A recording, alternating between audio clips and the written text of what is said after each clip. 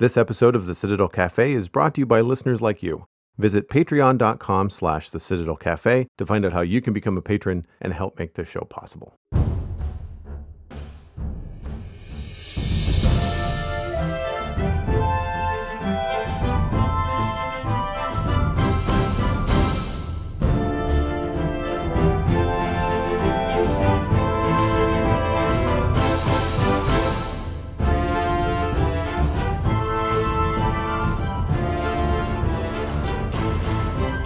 This is the Citadel Cafe, episode number 309 for Wednesday, March 13th, 2019. My name is Joel Duggan, and the Citadel Cafe is where my friends and I hang out to talk about the geeky stuff that we are into. Joining me this evening, Mr. Lou Page, at Busy Zombie Lord on all the social media that matters, and 1/2 or 1/3, I believe, now of the Zombies Ate My Podcast. We're still a three-piece. We just get somebody on hiatus for right now. Ah, cool. So it's just me and Ryan right now holding down the fort. But there's plenty for us to talk about. We're going to do a show next week, and we're going to go into J.J. Abrams' movie Overlord. You told me about this. Yeah. Okay, it just came out on Blu-ray a couple weeks ago, and I picked it up, and I'm waiting for Ryan to see it so we can talk about it. Nice. Well, as people are going to probably guess from the title of this episode, Lou and I are going to talk about Captain Marvel, but we're going to do it in two parts. We are going to give a spoiler-free talk in the main discussion, and then we're going to throw a barista cut in the post-show. So it won't be on this podcast. It'll be on the Patreon page for patrons. We'll get into the spoilers there. It's just that the movie just came out, and we know that people that are wanting to go see it will want to avoid spoilers. So rather than having you cut out in the middle of the show, you can listen to this whole episode. There's no Captain Marvel spoilers, but we'll get into it in a separate part in a barista cut later. But before then, I want to touch on something that I've been very surprised that I've been drawn into this week, and that is I've been watching a lot of this new video game that had a trial weekend called Satisfactory. Have you heard about this, Lou? I have not. I had to look this up when I saw it in the notes. So it's not a unique game genre. It's very similar to a lot of other things that are out there in terms of like a lot of it tends to be mobile games. Like if you've ever had like a little cartoon cooking game where you've got to manage your kitchen and you have to have all the ingredients and customers have certain orders, and it's a management game. It's a time management game. But Satisfactory has this really unique spin where it looks like No Man's Sky. Like you're plopped on this alien planet and your job is to fulfill the needs of the corporation that has hired you and dropped you on this planet to mine and produce stuff, raw materials. So you've got to find nodes and mine them, and you've got to gather biomass for fuel and all this kind of stuff. And I've seen some other games like it, but this is a unique first-person view with like really fancy new graphics and allows you to create these huge systems. And I've been watching a couple people on Twitch stream it that had early access. Exumavoid is one of the Hermitcraft Minecrafters that I follow. He was playing it, and I discovered someone new. His name is Not Immerse on Twitch. Not Immerse is not a family-friendly gamer. He's not vulgar or anything like that, but he does swear from time to time. The game itself is completely family friendly. It's just conveyor belts and mining and tasks and aliens, and there's a couple things that might attack you, but it's not there's not even any guns as far as I can tell. It's all just about construction and management and production. And there's this huge tech tree of things that you have to go through in order to produce all this kind of stuff. And I really enjoyed watching it. I wasn't even playing. I was just watching Exumavoid play it. And I found it very, very intriguing. And it's rewarding. And it seems like there's just enough of a grind at the beginning where you're like, okay, that didn't take forever, but I don't want to do that again. So then you immediately go to like, well, I don't want to craft iron plates manually anymore. What is the first thing on my tech tree that will allow me to craft something automatically? And that then sets you down this path of like automation and like, oh, if I mine this and mine that and send it to this node and split it in two, then I can make bolts and I can make bars and then I can turn those into other things. And like, it gets very complicated very fast, but not in a way that's I don't want to say it's overwhelming. It is kind of overwhelming because it's hard, especially when you're watching somebody else play because you're not able to read everything that's happening on the screen. They're not hovering over the items long enough for you to kind of take everything in. But Yeah. the basic understanding is like like you've got a smelter and then you get an assembler and then you have lane splitters and storage units and I mean this kind of stuff all becomes very familiar because something that I do quite a lot in my Minecraft video gameplay is automation where you make a farm and the idea is that I could go and mine redstone out of the ground, but if I happen to make a witch farm in Minecraft and I'm around that witch farm often enough, eventually enough witches die that they drop enough redstone that I don't have to go mine it again. And so that's the idea of like it's boring to go mine this stuff. It's much better to go do something fun and creative while this stuff happens in the background. Whereas the point of fact of not factorial, that's actually something else entirely, but the point of satisfactory is purely the automation. There's nothing to do but more stuff to do. Like it's a very See, bizarre this lane, looks right? like it would be fun for me for a weekend, but I don't know if I could keep playing this. This would feel like my day job. Yes. So, and this is the thing. It's one of those things where, and especially because the map that you're plopped on is, I think, 5 by 5 or 6 by 6 kilometers Yeah. square, and it's handcrafted. So every game you play, it's the same map. Now it's a pretty big map, so you might not be dropped in the exact same location every time. But once you find, the iron node, then you know where that iron node is, right? So Yeah. it is unlike No Man's Sky in that respect. So something I liked about No Man's Sky when I was watching people play is like no one knew what was around the corner. Like every planet and every system that you landed on was procedurally generated, and it was a Yep. crapshoot. Now, the bad side of that, of course, is that you could end up with a very boring planet. They tweaked it Or a with very the yeah. broken planet. Yeah, they tweaked it with a release where it's a little bit more eventful and it was a little bit more interesting for people to play. But with Satisfactory, like there, I don't imagine there's a lot of replayability. But that's where the game might have patches, new worlds to download and play on and stuff like that. And so Uh, I I can see that going down the line. I also have to note that this is not on Steam. This is an Epic Game exclusive right now. Yeah, and that's something else that caught my eye too, is because I was looking into that, and so it's an Epic published game and promoted game, but it's made by Coffee Studios or Yeah. is it was it called Coffee something? Coffee something. Yeah, Coffee Stamp, Coffee. Anyway, I unfortunately I don't remember, but yeah, so it's not on Steam because I went to go look on Steam just to see if it was available for Mac, and it's not. It's a It's Windows only. Coffee Stain Studios, and they're also the publisher. Coffee Stain, right? So published by But Coffee Stain, produced by Coffee Stain, but purchasable on the Epic Store. yeah, from Epic has been doing this a lot lately. There's been some backlash with some of Steam's policies, so Epic has been Mm. taking some of their Fortnite money and waving it at bigger games that have kind of got people chomping at the bit for it, and being Hmm. like, no, no, no, no, no, don't put your game out on Steam first. Put it over here. We'll buy a 6 month launch window. Right. And so they're hoping that that will get you over there. It's worked a couple of times, and then there's been a couple of times where it has backfired.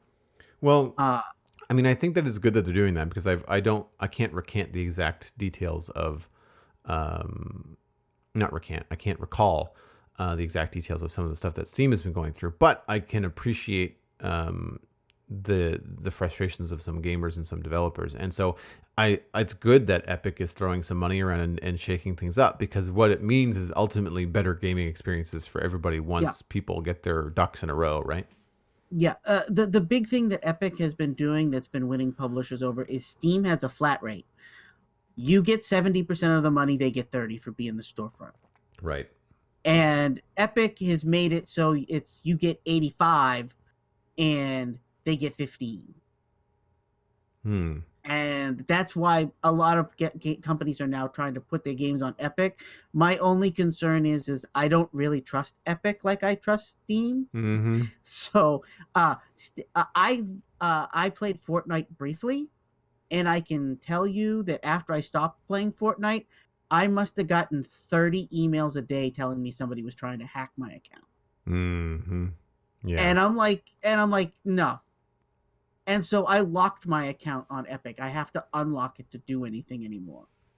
But Yeah, but that I mean I think that speaks to the popularity of Fortnite too. Like I think yes, that yeah, exactly. they're not having that problem because of how they run things. They're having that problem because of how big they are and how I mean Yeah, they're printing money. It's ridiculous how much how popular Fortnite is. I don't I get it. I understand I'm not the demographic, but I don't find I've tried to watch a couple of things on Fortnite just to kind of familiarize myself just from a pop culture perspective. You know, like why is this thing so engaging? And like it is a hard thing to watch. Like it's it just there's a lot of jumping and a lot of placing of hologram and building blocks, and it does not at all feel um fun. Like I it don't it's understand. Like I it, don't get it's it. it's funny because that's not what the original game was. I only have a copy of the original Fortnite because we got it for Zamp because it was originally a zombie game. Oh, okay. And Oh, right. the original premise was you build a fort and it gives you a countdown and then the zombies invade and you've got to keep your fort built. Hence the title, Fortnite. Right. And you're supposed to keep the fortress surviving the night so that you could then rebuild, add new stuff, and the zombies would attack again. And it was okay, but in an attempt to get more players, they decided to throw together this battle royale mode like PUBG. Yeah. And for those that don't know, PUBG is Players Unknown Battleground. It is 100 players on an island fight for dominancy, and one player wins. Um, and so they threw a free weekend together of this battle royale thing, and now nobody even plays the version that we bought the game for. People only play the battle royale mode of Fortnite. So it's not even what it started out to be.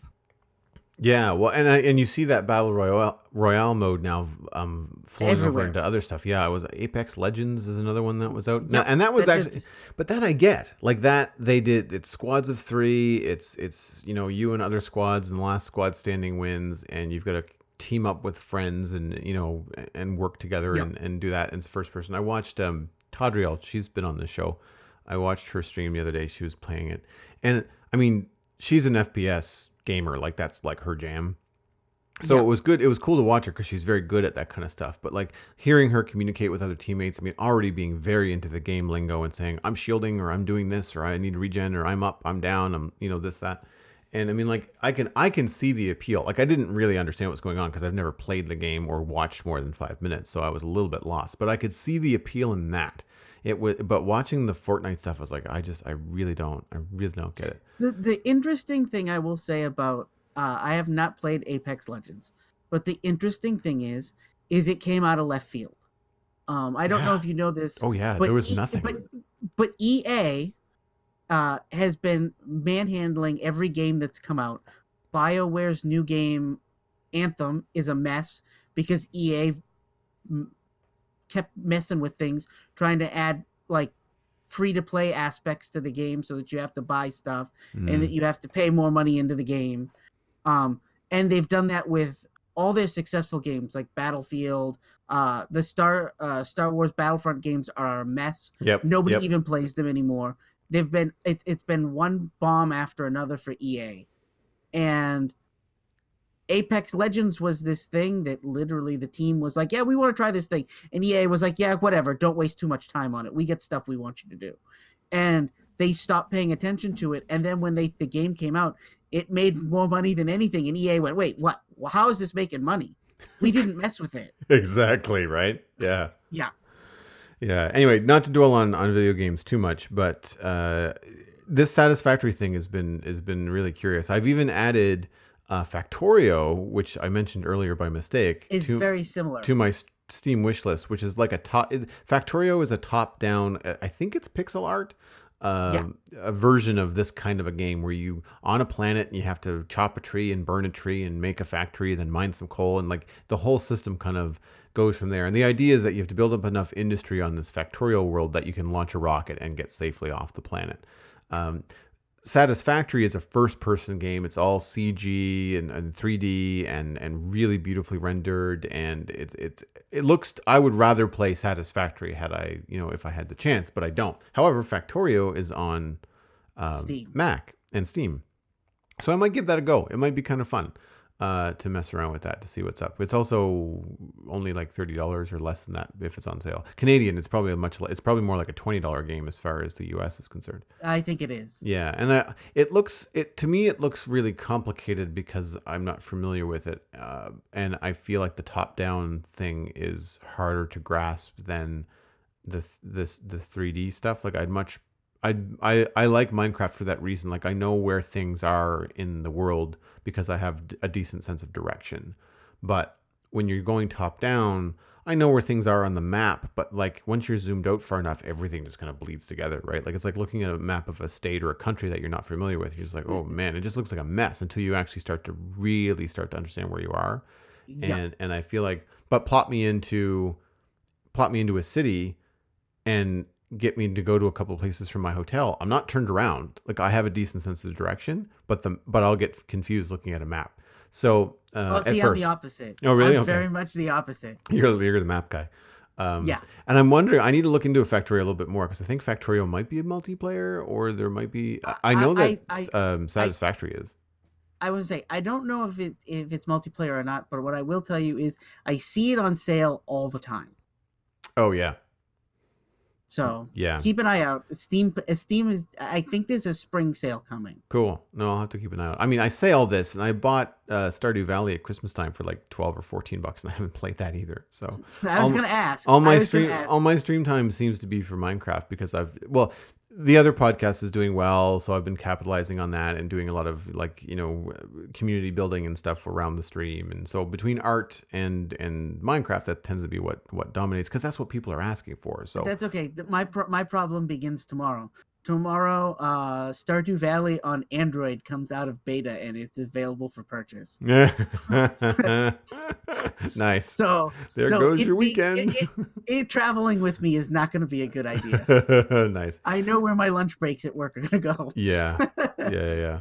Well, we can move on in just a minute, but while we're talking about gaming, there is one kind of side topic I'm curious about, and I'm asking because I want some recommendations from the Citadel Cafe audience, and that is, I am in the need or in the space where I need to purchase a new chair for my studio. I've been spending a lot of time working lately, and I currently sit on a dining room chair, which people would Oh, think. don't do that. So Don't. people think that this is really uncomfortable. No, I mean, for one, it's padded, so like it has a cushion on it. But I don't lean. Like I sit on it. I might as well be on a stool, right? Yeah. Because I have a bad back. Well, I shouldn't have a bad back. Because I can have a bad back if I don't take care of myself. Sitting and slouching in a chair is just the worst thing in the world for me. I can't sit on the couch and watch movies for days because my back just gets angry at me. I need to get up and move around. So I'm never really Yeah. sitting at the computer for too long in a row before I take a break to go do something else. But I am streaming, these days sometimes for 3 and 4 hours with breaks. But I need something more comfortable to sit in, something that has a little bit more support. I when I look around, the immediate problem is that I'm not a small dude, and all of these gamer chairs they look like freaking cockpits, and That they are. they look I'm like sitting in one comfortable right now. chairs if you're a relatively normal sized person. I don't fit on Um, airplanes. So I need to have a chair that's aimed at somebody not big and tall because I'm not 250 pounds and wide. I'm a heavy dude, but I'm broad and I'm not too overweight. So it's more about my shoulders and my height that becomes a problem with these prefab chairs. my recommendation for you would be find something without arms. So the stuff that I've been looking at has All has arms. arms, but they're all like one of the boxes that absolutely has to happen is that they have to be multi-adjustable arms, like Okay. up, down, out, and then back and forth, like towards the monitor and away, up towards my shoulders and down, and out away from my hips or in, depending on how I want things. Because I also have a large desk, like a large boardroom desk. Yeah. So it's difficult for me to have arms on a chair. They have to be low enough that I might be able to like tuck it in or do whatever. So my main concern is the way that they fold in. They I don't know why these chairs fold in at the shoulders. It makes no sense to me. You're not supposed to sit with your shoulders rounded forward. And that's what happens to me on airplanes is that what's meant Yeah. to be a headrest for most people to lean their head to the side and rest their head so they can kind of go to and have a nap on a plane is digging into my shoulder blades like that. I'm a head taller than most of the people on the plane. So I don't want a chair that has that. Now I've seen some pictures in some of these larger chairs, like if you clear it for my weight and for my height, I found a decent article on IGN actually that talked about like here's some chairs for gamers that are like this chair is meant to be like 6'2" to 6'5" and like really made for big people. And I thought, Yeah. that might actually work. Now the problem is that the price tag with a lot of these chairs is up in the $400 to $500 range when you get Uh into huh. Canadian. However, I've talked to a bunch of artists as well because this is the other thing. I've noticed over the last few years because of my back issues, I'm not drawing as much because it's not comfortable to do so, right? So Hmm. if I can find something that is comfortable for me to sit in and be at the Cintiq and draw and stream, then I can kill all kinds of birds with one stone. I can work, I can stream, I can build a community. There's all these different things that I can do. But the problem is that right now I can't do it for very long because I'm essentially sitting on the edge of a chair. So you can only do that for about an hour before like you're real tired, which is, I mean, the point of it is to not slouch, but then that doesn't allow me to do anything really lengthy in terms of content creation. So I am looking for something. If anybody out there is, or knows somebody that is, I'm 6'1", and I'm a big guy in decent shape, and I don't need a chair that I don't want to lay down and game. Like I'm not. This is not an Xbox living room experience. This is at the computer. Pardon me. So if Hmm. anybody has anything they can recommend, let me know. The two things that I've been looking at that have been recommended by other people in different communities have been DX Racer as a brand and Secret Lab or Secret Tab, I think, has had a lot of, I guess, throughput. Now I did a lot of Amazon research, so of course now all of my Facebook ads are like for gaming chairs. So maybe I'll Hmm. see something else. I will say right now, this DX Racer chair, uh, go on Amazon. I have a chair that looks almost exactly like the like $300 one that I got on Amazon for like $50, and Yeah. it's almost exactly the same. Yeah. I've seen some stuff where the brand is recommended, but then you'll see a bunch of like very similar looking chairs on Yes. Amazon. The problem was like I mean I for me the difference was like, $50 to $100. But then you'd get the reviews and people are like, well, this one had a rip when I got it out of the box. And but then when you go to the stuff that costs a little bit more, you don't tend to see that. Or Yeah. you see like, oh well, it's free shipping from the company. Like for example, it's Secret Lab is the name of the company. They will ship free in Canada and they have a guarantee and stuff. So you're like, okay, well Yeah. that seems a little bit better. I there's a few things that I need to have it do is that I don't want it to recline, and if it does recline, I want it to be something I can control very strictly. Like I Yeah. dislike sitting in a chair and rocking back in it, like it throws me Nope. right I out. need mine to be. I need mine as rigid as a board. Yeah, exactly, right. So there's a few things that I need to check. Now, the Secret Lab stuff was one of the better reviewed chairs in that article that I read on IGN. Again, but They're also more expensive. they are more expensive, but I have a couple of artists that have either got a Secret Lab chair or there was another one. I can't remember the name of the brand, but I mean they're way out of my price range. It's like a $1,200 chair. But a couple of artists that I know that are very busy and spend an awful lot of time working have invested in one of these office chairs that is meant to be super super super good. And either the guy was just like 5 years, and it's the best thing I've ever bought. Like he's like it hurt to buy, but in the over the last 5 years thinking about like I'm a big dude and like this does the trick. So if it was something that was in my price range, I would consider it, but it's so hard to do that kind of stuff these days online when you can't sit in it to try it. So Yeah. one of the first things I'm going to do is some of the retail places around here, like Staples and Best Buy, carry some of the models by like DX Racer and that sort of thing. And Yeah. so I might be able to find something similar, or at least sit on something with certain measurements and go like, oh, okay, so I'm okay if it's got a back of X height. And where you're looking at a picture online, it's so hard to tell. Like, is that going to fit? I don't know. Like, I want to make I'm sure I know where my shoulders are going to rest on it, that sort of thing. I'm easy because I'm tiny. I have arms in my chair and I can still sit in my chair cross-legged. Um, Nice. but Erica has a bad back, so when we were buying her chair for her desk, um, she must have sat in probably 200 chairs before we settled on one. And we ended up getting it at Staples, and we ended up getting it because it was one of those fabric backed ones where it's not full of padding. Yeah. She liked the fabric back, and it had an adjustable lumbar support, so she could put it right where her back is weakest, and she can let rest right against it. Yeah, I've looked And at a and, couple of those too. and the thing the issue you have where the thing runs into the back of your head, hers is removable. So Hmm. that was the other issue. Was we weren't She's not a fan of those. She'd rather have no head support, and Yeah. uh, hers is removable. So it's usually like bent over backwards so that it's out of the way. Yeah, the problem that I've been noticing with some of the mesh chairs that have been recommended to me is that they are never cleared for my weight. And Ah, I've had that issue before where I did have a really nice chair for a little while, but it just eventually the back of it bent, the steel arm in it bent because it just wasn't cleared for my weight. I shouldn't say steel; it was probably some sort of alloy. aluminum. Yeah. Um, but it's one of those things where you think like I should not be bending a chair like that. I mean, that's just ridiculous. So it's one of those things that I have to consider when I look at it. So, and again, like I'm not that heavy, like I'm not that overweight. It's just that I'm a big person.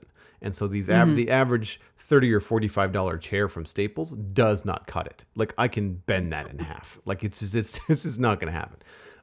So yeah, so if anybody has any recommendations, please let me know. The Citadel Cafe at gmail.com. So this week, we before we get into Captain Marvel, I do want to touch on one other thing that I watched, and that was Aquaman. It's finally available on home video, and I thought, hey, I'm going to check this out. I meant to see it in theaters, and then I heard mixed reviews, and I just lost motivation to go see it and thought, well, whatever, I'll catch it when I catch it. I'm glad I didn't go see it in theaters because while it wasn't terrible, I didn't hate it.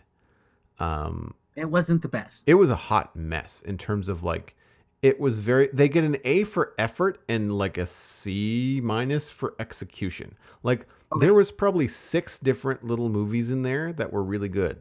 But as a whole, you're like, what did I just watch? Yeah, I didn't end up seeing this in theaters. I was supposed to, and Mm, then something came up, and my friends I was supposed to go with to see it went without me. And afterwards, they were like, "Yeah, you didn't miss anything." And I went, "Okay, good. Then I'll just wait." yeah. Like there's parts where I mean, like get it out of the way. I mean, it's the same Momoa Aquaman that you get in Justice League, for the most And I'm part. sure he's fine. He's fine. Have you seen it? Did you get to see it? I No, I haven't seen Okay. it. Do you care about spoilers? No, Okay, you should so know that by I now. mean, I don't yeah, care. I know. I'm just double checking. I mean, for people at home, it's been out for a long time. So if you haven't, seen it yet or care about spoilers, I guess to know. But there's really, I'm not going to spoil the plot or anything like that. But just in terms of like some of the finer details, Momoa has some moments where he's like cocky Aquaman, and it's fine. But then there's other moments where he's like scared or very unsure of himself. And it makes no sense because it all happens out of order.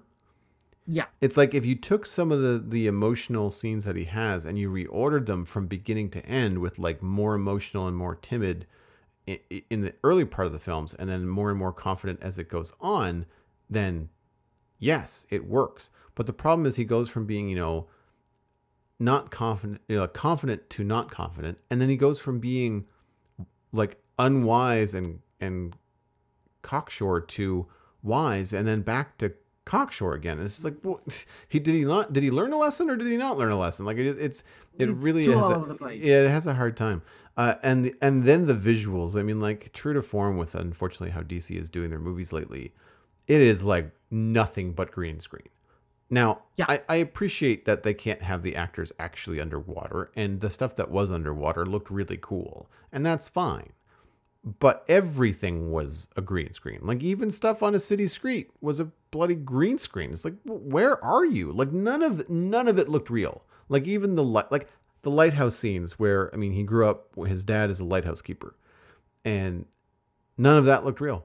And it's just like, no. how hard is it to find a lighthouse and shoot a scene at a lighthouse? Like it's unbelievable how little effort they put into making these films, even remotely believable. And yes, I realize I'm complaining about Aquaman not being believable, but there has to be a certain level of connection with the real world to make the superhero stuff feel like it's possible. And then you're on board, right? Like Yeah, the when Captain America is running and jumping over cars and throwing Chitari into different stuff, he has to be throwing it into a Toyota Corolla, right? Like if the Toyota Corolla looks like a CG car, then you don't buy it and it has no real oomph, right? But if it's yeah, real people that look like you and me running from these aliens while their real car is being turned over in an explosion that's actually happening, and they're filming on a street in New York, it feels so much better. And that's something that they missed, I think, with Aquaman. Now the underwater stuff was fine. They get really fantastical. Like it gets to the yeah, point where it's like we're putting an orbital space station around the moon in 2020. In real life, that's what humans are doing. And you're telling me that all of this Atlantean sea creature technology stuff exists and no one knows about it? Like, yeah. don't buy it for a minute. Like, there were things the size of a aircraft carrier that were Atlantean spaceships that were surfacing out of the water. And it's like, how do you not know that's there? Like it's Right. things like dinosaurs and seahorses the size of elephants. Like it just does it. None of it made any sense. They've not done any kind of world building in any of the other movies from DC to make any of this feasible. So it really felt like it was out to lunch. Now, there are some great scenes with Momoa, and unfortunately, I can't remember her name. The lead actress, his love Yeah, interest in the film, Princess something something. She rattles off her name forever. Maya or Maya, I think is her name in the character in yeah. the film, and she's fine. She has a terrible red wig, but other than that, she's pretty good. She has cool powers. She can control water, kind of like a waterbender, and Yeah. the fight scenes are great. Like all that kind of stuff is good. Momoa, he's got some flourish, but he's also mostly just a blunt instrument, and he says that. Like he knows that he's not fancy or the best strategist. He's like, I'm just gonna headbutt the problem. Like he that's his go At to. least they're not trying to make him out to be clever when his character obviously isn't. No, exactly, and it's so there's a lot that goes into it. He's got heart, which I like, and he's a good actor. Like I mean, he does play the part well. But there's other things that are just really missing. Like Nicole Kidman plays his mother in the film. She's the queen of Atlantis, Atlantis. and you don't buy for 1 minute that she is head over heels in love with the lighthouse keeper. Like everything about it just feels like two actors being told what to say and do and where to stand. Like It's hello, here's my paycheck. yeah, like it's very very. I mean, she's a good actor too. She's an Oscar-winning actress, and she's. I Yep. mean, she's wooden in this, and it's terrible. And I don't understand why it has to be that way. But again, like it's a lot of A for effort. I mean, they must have spent millions and millions on this movie because it's there. Like you can see that they tried really hard. And Aquaman's an odd film to try and get done right. Like and it does happen, but there's so many little things. Like there's anything that has to do with Black Manta.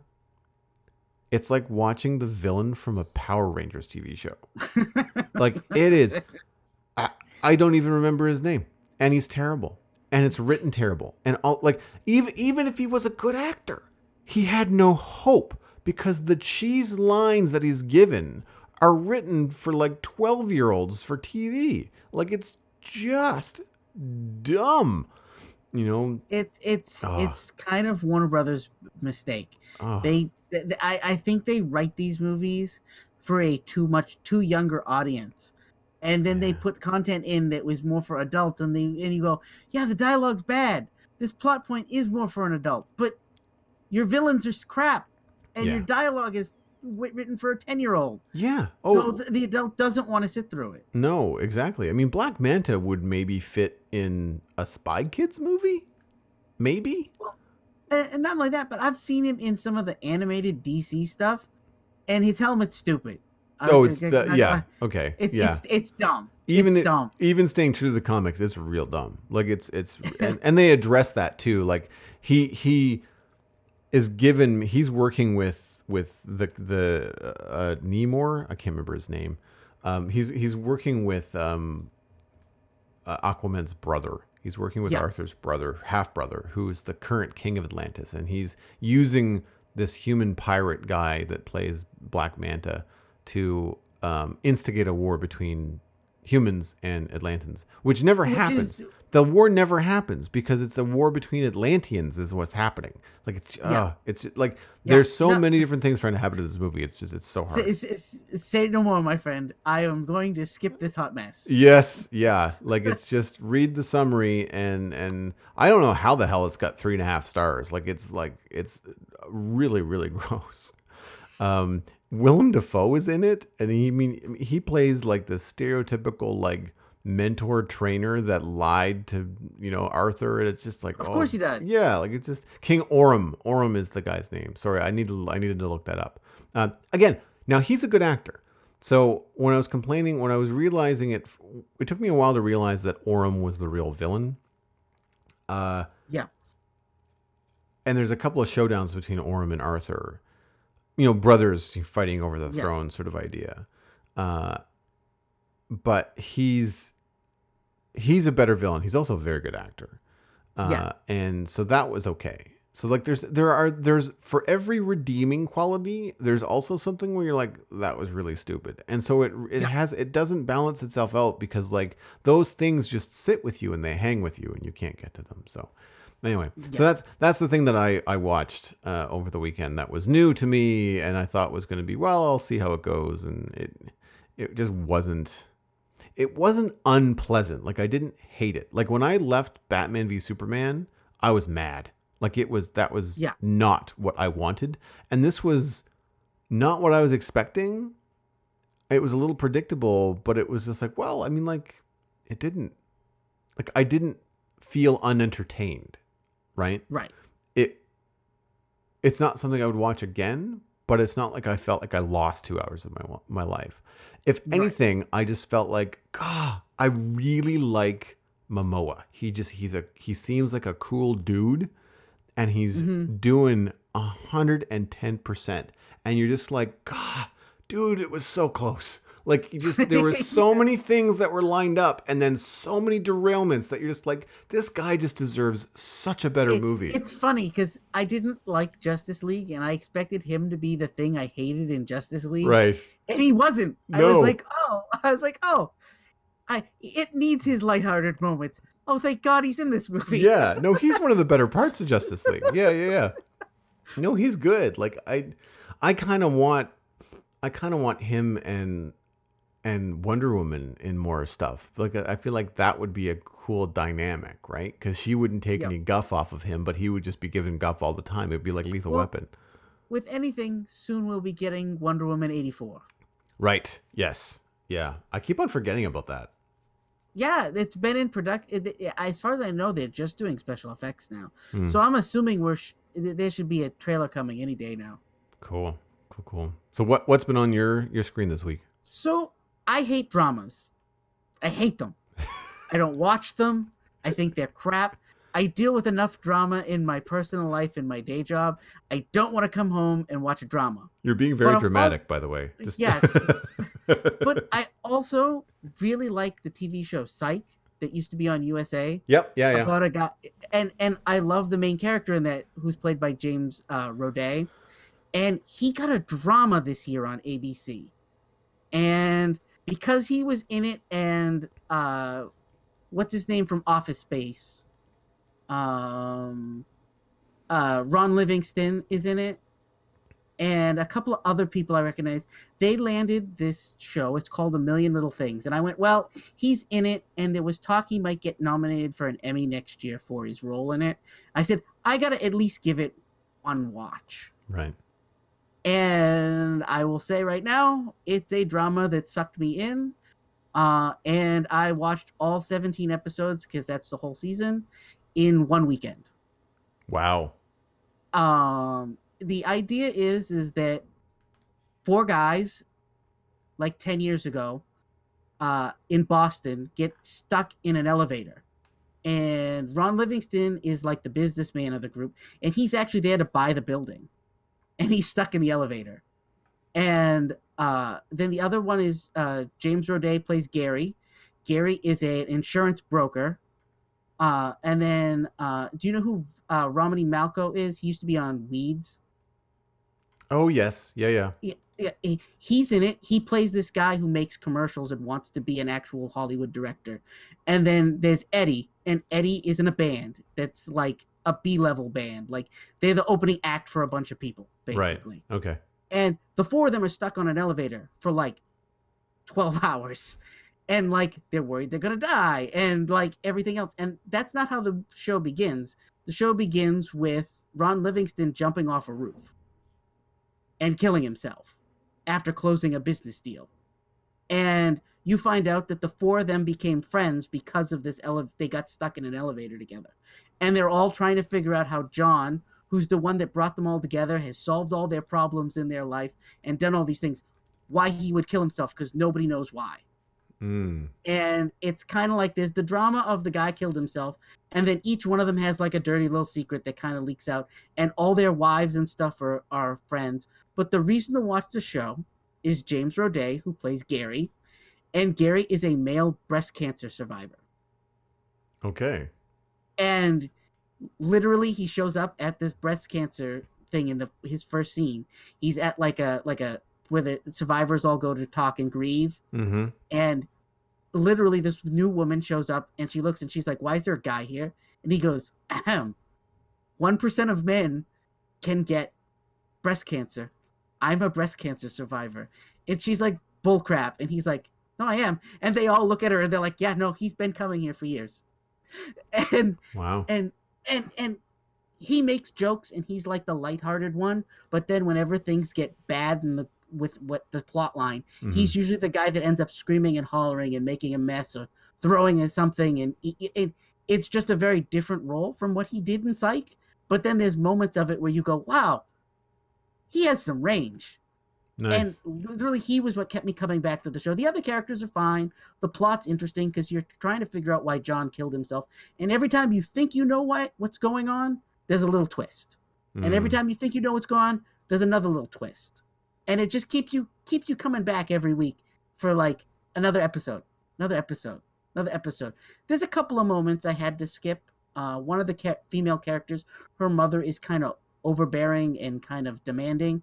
And whenever she would come up on scene, I'd be like, okay, let's fast forward till she's off screen because I don't want to deal with that. I Mhm. dealt with enough of this with my own mother. I don't need to watch it with this lady. Yeah. Fast forward. And that kind of stuff is tropey and always goes on for too long. Those characters are always one note. And every time they're on screen, it's just Okay, one all right. note. So her whole first two episodes she's in, this lady, the mother, you want to throw her out the window. Mm-hmm. And then like towards the end of the season, you haven't seen her for the rest of the season. They have another drama moment where you find out something else about somebody, and then they end up having a conversation with her, and you find out why she is the way she is, and all of a sudden, when she does react like that, it's like everybody else just goes, yeah, she's like that, never mind.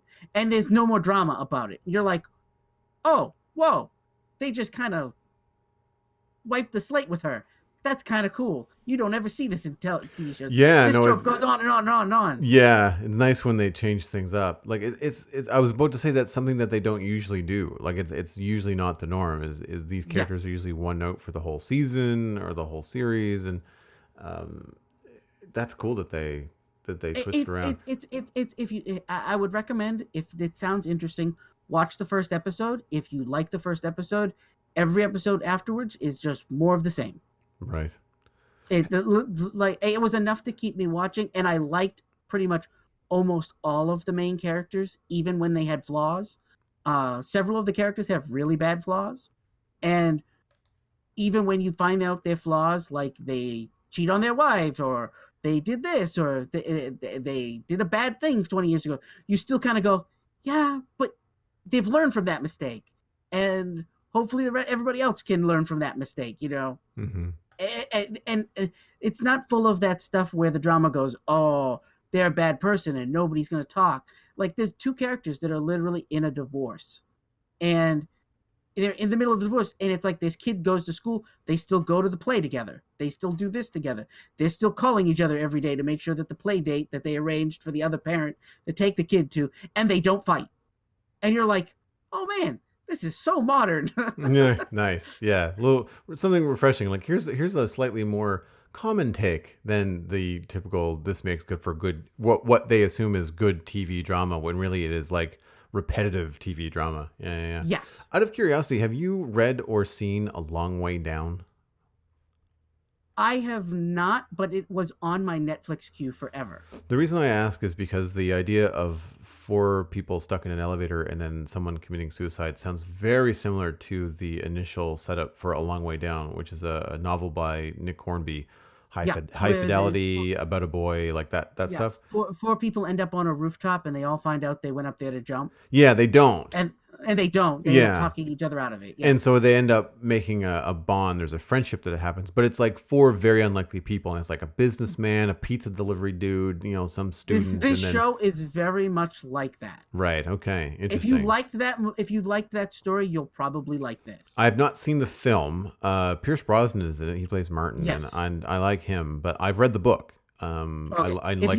Yeah, If you like that kind of thing, this will definitely be up your alley. cool. Because No, they all bond over the it takes place in Boston. So they all bond over the Bruins. So the mm, Bruins are like a theme throughout the whole thing, and I grew up just outside of Boston. So for me, it was like all this outside shots. They show Boston, and I'm like, I've been there. I know where that building is, and that was kind of part of the charm for me. nice. But like I said, and the other thing too is John kills himself, and it's about the million little things he left behind that they all keep finding. Like somebody's birthday party happens, and John has already arranged for a birthday present. Things like that, Right, and you're like, so John's dead, but John's still a part of their lives, and it's really weird. right on. Well, I guess at this point we can move on into what most people are probably waiting for, and that is some Captain Marvel chat. Once again, we will be spoiler free here on the main show. We're just going to talk about what we thought of the movie. We are not going to get into any real details. We are going to save that for the Barista Cut afterwards. But I will start off and say that this is the first time in a while that I've had an opportunity to go out and see a movie so close to release and to be able to talk about it with other folks that have actually seen it. And I am stoked because Captain Marvel was fantastic. I Yeah, can't recommend it to enough for anybody that even yeah, sort of likes Marvel movies. Like this is probably one of the best that they've done. yeah. The only critique I will say is I read a bunch of reviews, and all of the reviews were like, "It's meh, it's okay, it's a Marvel movie." And then when it starts, the first like 10-15 minutes of setup, there's not a whole lot of humor. There's not a whole lot of. It's a lot of setting up what we're going to get, and Mm-hmm. I was like, this is a little dry. And I was like, I don't know if I'm gonna like this. And then as soon as they end up on Earth, which I don't think is a spoiler, No, they show no that happens. That's all part of the eh, trailers. Like anything that's in they, a they, trailer, I'm okay with. as soon as they end up on Earth, all of a sudden the humor shows up, and the movie goes nonstop from that point on. Oh yeah. No, it is a roller coaster ride. There's moments, but there's not lulls. Like there's moments where characters talk and character development and quiet stuff, but it's only a few minutes here and there. It's never very long because it's a high stakes film Yeah, the whole time. And there's a lot of fun fish out of water stuff because what they do is it's a prequel, and that's been pretty widely known that yeah. It's the set 90s. in the 90s. One of the early trailers has Captain Marvel played by Brie Larson crashing into a blockbuster to kind of give you kind of context. So then you've got like alien technology and superhero stuff happening when like stuff is still on VHS tape and people carry Yeah, pagers and like it just so there's a level of humor there that's just really really good. And I mean I want to start with Larson.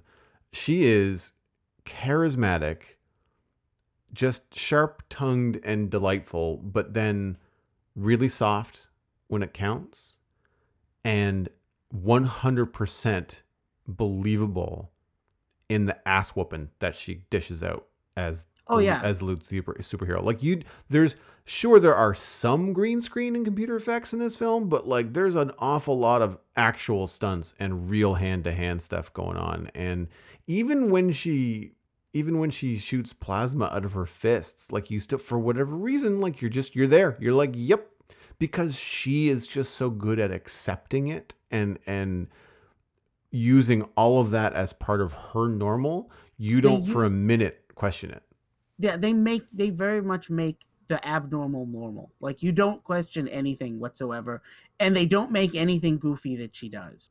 When her abilities kind of show their when she uses them, Mm-hmm. you go, okay, I'm sold. Like you don't need to convince me. There doesn't need to be any explanation. I Yeah. just get it. And they do give you like a one liner explanation in some of that boring setup. And I didn't find it boring because for me, I don't know anything about Captain Marvel in the comics other than what she looks like. So all of the stuff with the backstory about the Kree, which is a race that has been mentioned in other films. They're also a big part of Agents of Shield as well. Sure, right, and this is where I've heard that before too. So like I know the pop culture behind it. I know what's been existing in other Marvel movies, including Guardians of the Galaxy. So like I'm there, but then like I don't know who she is. I'm not sure how she came to be. I thought she was Kree. You know, Yeah. which they tell you right away that she's not. But it's just one of those things where like I'm confused as to what's going on, but which is good because me going into it not knowing, she's confused Yeah. because there's a plot line where she's got to figure out what's going on, and so she's trying to sort stuff out at the same time that I was. So I was Yeah. really able to identify with what her character was going through. It was really really good. Sam Jackson is fantastic. You don't. I mean, he's always good. He's Nick Fury. He's just a younger Nick Fury. Um, And they did such a good job with his de aging. I didn't question it at all. Not in the least. Now The only one Coulson, that yeah, Coulson was the one that made me question, but I don't think they used CG on him. I think that was makeup. think it was makeup. Yeah, he looked really Uh, plastic. yeah, It didn't really work that well. Um, and it was something about his hairline that just looked it was his off. hairline and his eyebrows. There was Yeah, something about his eyebrows looked extra thick. I think they used makeup and not CG. not CG. Yeah, yeah, yeah. I mean, the acting was still fine. Like he was still very much Coulson. Like he Yep. unchanging I throughout actually kind time. of wish there was more of him in it Yes, because no, I just that would have been nice. You kind of expected him to play a little bit of of a larger role, but then again, that could have also been a problem where like, well, we can't make him look the right way, so we can't put him in the film as much as we right, wanted to. right, And this is what I think. This is where I think they maybe have to. While I again I thoroughly enjoyed it. It works very well as a prequel or as a not a prequel. It's a it's slotted in time. It takes place in a different point in the timeline, but you run into issues like that where it's like, well, if you go back far enough, you can cast a different actor as a character, right? But if you don't go back far enough, you can't. And that's what they did here. Like they can't cast anybody else but Sam Jackson as Nick Fury. And so right. they have to do the de-aging thing. And look, there is even a crack in the movie about the de-aging stuff. Like I won't say what it Yeah, is, but like the layers to the film are just so good. Um, the other thing that I took away from it, which it will smack you over the head quite literally in the first few minutes, is that uh, Carol Danvers is a fantastic female lead and role model. yeah, Uh, and in addition to that, she also has Rambo, which is the last name of her best friend in the film, Lashara Lunch or is it? Am I pronouncing her last name right? Lynch. Sorry, I mistyped it in the notes. And she is a strong supporting character. Both of these characters are Air Force pilots in the 90s, where women were not allowed to fly real combat missions because of chauvinist, stupid bullshit. And so they were test pilots with another female character played by Annette Bening, Dr. Wendy Lawson, who was developing all this experimental flight tech. And so that is kind of like what the plot centers around. And but so you've got these three really strong female characters, and they're surrounded by strong male characters, but there's not there, it's written in a way that just highlights them without de-emphasizing or making the other characters feel less important. Right. Just so well handled, and everything about it is it's not about elevating something above something else. It's just like this is a story about a woman superhero, and that's just what it is. And they don't achieve that by knocking any one man or woman down in that process. Right. Even they're not even really racist against aliens. Like they Yeah. teach you lessons about all kinds of stuff in this film. Like it's so well done. And uh the I say the only if I was to put something as like a weak point, uh I would say that maybe the Kree crew of Yeah, they weren't that special. they weren't that special. Like you just they're it's kind of an ensemble cast. It's kind of Guardians of the Galaxy esque, but not nearly that interesting. And they're fine, but when everything else around them is literally shining, it's kind of a hard competition to be in. Yeah. But surprisingly, something that I found very noticeable was the screen presence of Minerva, which is a character that I didn't know. I had to look up her name, but it's Gemma Chan is the actor that plays her, and she's like the sniper of the crew, and she's just there's something really captivating about her presence. Like she's They made a point of highlighting her as like the second banana of the unit. right. Every time something is there, she's always in a background shot. Where there's never some of the other characters, you only see them once or twice. Yep. Her character seems to always be in a background shot somewhere. And she has that commanding presence. Like you get her importance because as the sniper part of the crew, she's usually calling the shots because she can see everything from a high vantage point about different missions that they're on and things like that. And all of them are very smart. Like all of the Kree crew are capable and intelligent, quick speaking people. Like there's no dumb muscle. You know, like they all have a certain set of skills that they are, known for and respected for and stuff. So it's just I Yeah, thought it was really neat that she stood out. I don't think it's a spoiler to say this, but what's his name that was chasing the Guardians of the Galaxy in the first movie for Ronin?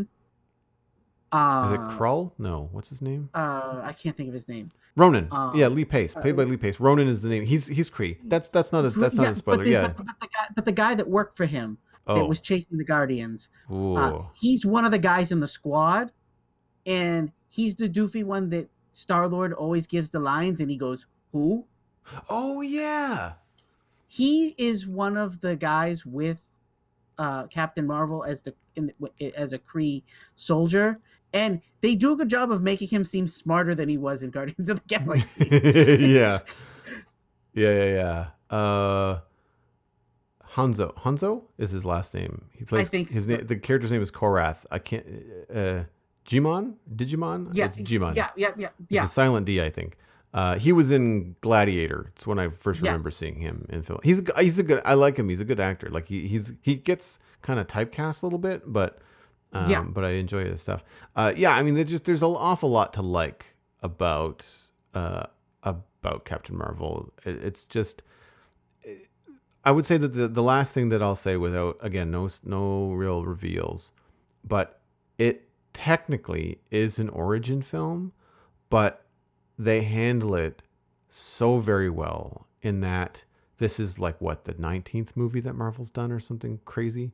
Something like that. So They've put out like 2 or 3 every year for you like the know last 10 years. similar to how like they kind of like we're gonna make a Spider-Man movie, but we're not gonna do the Spider-Man origin again. Like we're just gonna be like Spider-Man's like yeah, radioactive spider. Here I am. Hi Iron Man. Like it just we everybody knows. And so while not everybody necessarily knows Captain Marvel's story, and it was important to get that information across, no one wants to go for an act and a half with nothing super happening, Yeah, right? no, this is an origin story, but the origin is told in pieces. Like Flashbacks. you don't get the whole story up front. You get right to the action, and then they go, "Oh yeah, by the way, Yeah. this is why this happened." And then you go, And oh, okay. it's so good because you actually are clamoring for more information. You're not like, okay, here we go, superhero story. I'm just gonna chill out and watch this, and it'll be the same as Superman or the same as Batman. Like there's always something that's similar to all the other superheroes because that's how they're written in the books. Like they all have a very similar sort of motivation and stuff like that.